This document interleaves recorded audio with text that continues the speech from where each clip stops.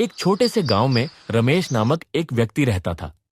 वह जीवन की कठिनाइयों से जूझते हुए अक्सर सोचता था कि यदि कोई चमत्कार हो जाए तो उसकी जिंदगी आसान हो सकती है।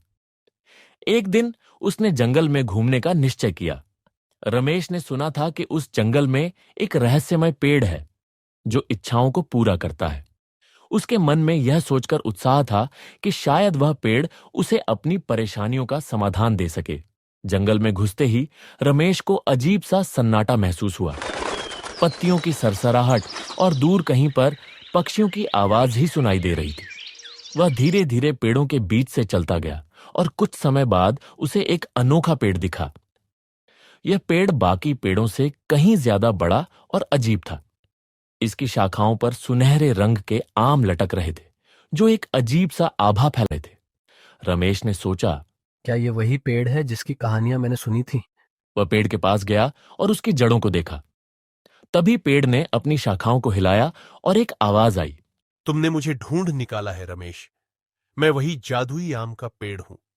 तुम मुझसे एक इच्छा मांग सकते हो, लेकिन ध्यान रखना, ये इच्छा तुम्हारी जिंदगी बदल देगी। रमेश ने कुछ देर सोचा और फिर कहा, मैं चाहता हूं कि मेरी गरीबी दूर हो जाए और मुझे जीवन में सुख शांति मिले। जादुई पेड़ ने एक चमकदार आम अपने पास से तोड़ा और रमेश की ओर बढ़ाया। ये आम खाओ और तुम्हारी इच्छा पूरी हो जाएगी। लेकिन याद रखना, जो चीज हमें चाहिए वह हमेशा वैसी नहीं होती जैसी हम सोचते हैं। रमेश ने आम खाया और कुछ ही क्षणों में उसे लगा जैसे उसकी सारी समस्याएं दूर हो गई। उसका जीवन सचमुच बदल गया। लेकिन धीरे धीरे उसे एहसास हुआ कि खुशी और संतोष सिर्फ भौतिक चीजों में नहीं, बल्कि अपने अंदर की शांति में भी होती है। उसकी असली खुशी अब खुद की समझ और संतोष में थी, न कि केवल बाहरी संपत्ति में।